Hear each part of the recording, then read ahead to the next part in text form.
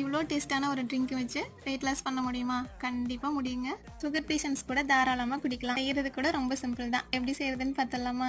இதுக்கு 1 கப் கொள்ளு எடுத்து நல்லா மணம் வர வரைக்கும் வறுத்தெடுத்திருக்கேன். இந்த மாதிரி லைட்டாக வெடிக்கும், அப்போ ஸ்டாப் பண்ணிக்கோங்க. கூட 1 ஸ்பூன் மிளகு, 1 ஸ்பூன் ஜீரகம், கொஞ்சமாக சுக்கு, தேவைக்கேற்ப உப்பு.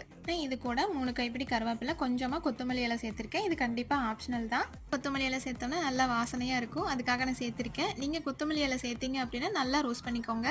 இப்போ இது எல்லாத்தையும் சேர்த்து நல்லா ஆற வச்சு கிரைண்ட் பண்ணிக்கலாம். நல்லா ஃபைன் பேஸ்ட்டாக அரைச்சி எடுத்துகிட்டு வந்துக்கோங்க. இதை ஒரு ஏர்டெக் கண்டெய்னரில் போட்டு ஸ்டோர் பண்ணி வச்சு நம்ம 1 வீக் 2 வீக்குக்கு யூஸ் பண்ணிக்கலாம். 1 ஸ்பூன் கொள்ளுப்பொடிக்கு 1 டம்ளர் தண்ணி. இது ரொம்ப கொதிக்க வைக்க தேவையில்லை, ஏன்னா நம்ம எல்லாத்தையுமே ரோஸ்ட் பண்ணி தான் எடுத்துருக்கோம். எம்டி ஸ்டொமக்கில் குடிக்கிற மாதிரி இருந்துச்சு அப்படின்னா மிளகுடைய அளவை நீங்கள் கம்மி பண்ணிக்கோங்க.